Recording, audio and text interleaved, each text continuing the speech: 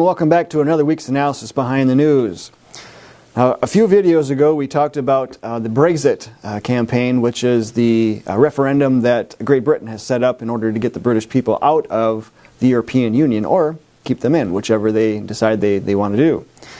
Now, we announced at that point that there was a major propaganda campaign going on through the Globalists, because the Globalists want to keep the UK in the EU, so to speak.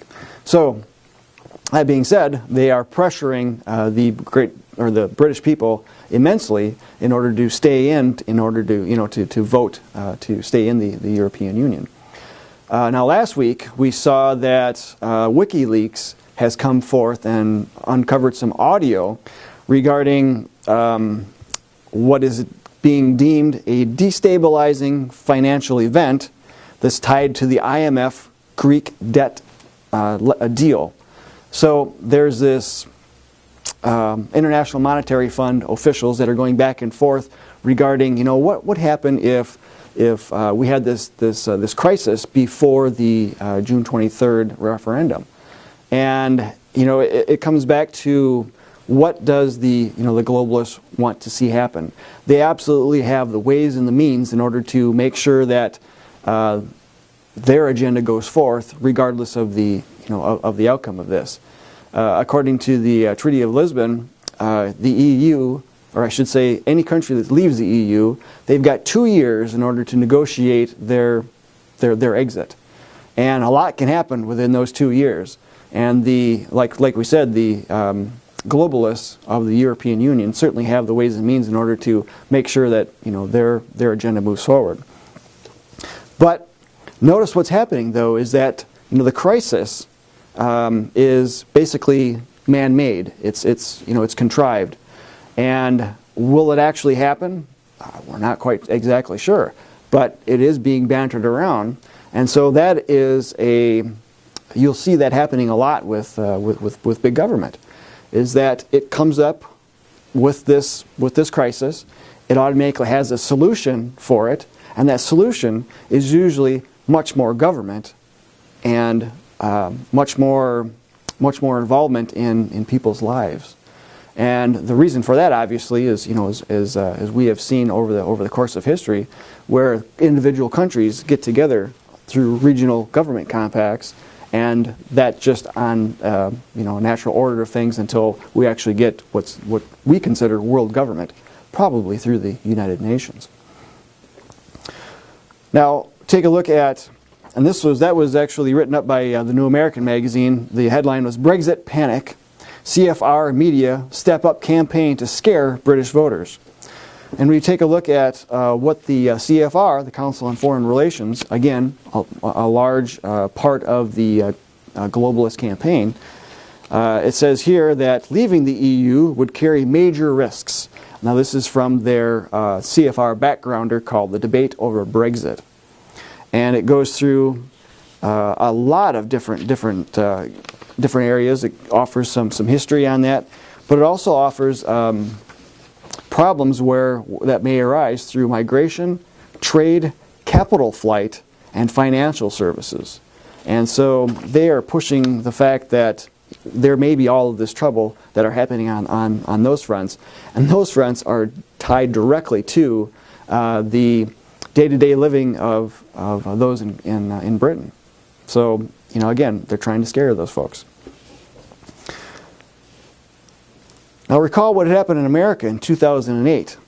We had an economic issue, an economic problem, huge issue actually, that started and basically went around the world. But yet, it gets tied back to the failed policies of the Federal Reserve, as well as Congress. And what was the solution at that point? We had banks that were too big to fail, corporations that were too big to fail, and obviously a federal government that was way too big to fail. And so we saw bailouts happening on the corporate side.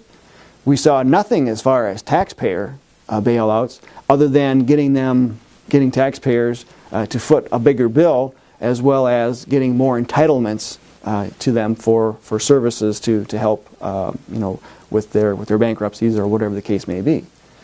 But all of that money was basically papered over, or the problems, I should say, were papered over with Federal Reserve as well as a connection with the International Monetary Fund. The U.S., or the taxpayers of the U.S., were actually helping to bail out other countries as well. And so we're on the hook for trillions and trillions and trillions of dollars that we may not even see.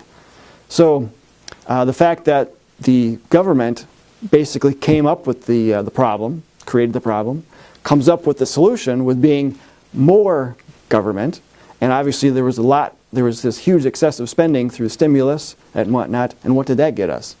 That got us a lot more further in debt. Programs were extended. It gave us Common Core, and a lot more ties with the federal government all the way down to the local level. It's just an insidious campaign that the globalists, basically in Congress, have over us. So we're seeing that happen. And recall another example would be the war on terror. We saw that. We saw blowback coming from say the Middle East and other countries. Well, how would we like it if troops were to march into America and to manipulate our policies and whatever else not? And it may not be that they're marching in, but they're there and they're maybe moving behind the scenes. They're pitting groups against each other. How would we feel if we knew that was going on? Do you think we'd want to do something about it? Absolutely right, and that's why you see a lot of the unrest that's going on in the Middle East. Congressman Ron Paul talked about blowback, and when these attacks happen against us, then obviously we pump up our chest and say, well, we can't have that happen. Nobody attacks the United States of America.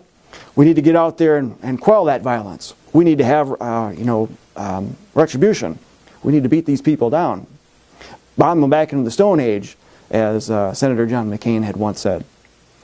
Well, I guess that's great from their standpoint of pushing that neocon pro-globalist war machine agenda. But yet, how does that affect the U.S.? It gets us further in debt. We have much more wars that are happening, and that just puts the future generations of Americans on hook for paying off the debt, which we will probably never see. However, that being said, there's a cycle there. Government comes up with the problems, they come up with a solution, and that solution is always much more government and liberty taken away from the average citizen. We've got a propaganda campaign that's going on right now against, or I should say targeted to American businessmen as well as Congress, and that is for the Trans-Pacific Partnership to get passed probably sometime this fall, maybe even in the lame duck session of Congress. We don't know yet. But watch for that happening. Special interests are already clamoring, pushing people to get that passed through. And why is that? So that we can be another regional government pact that we would get sucked into in order to see that train of events go up to world government. But that's something that we can stop, ladies and gentlemen. And so we ask you to go to jbs.org, learn more about this, sign up for our e-newsletter, as well as to sign up for membership. And until next week, we'll see you then.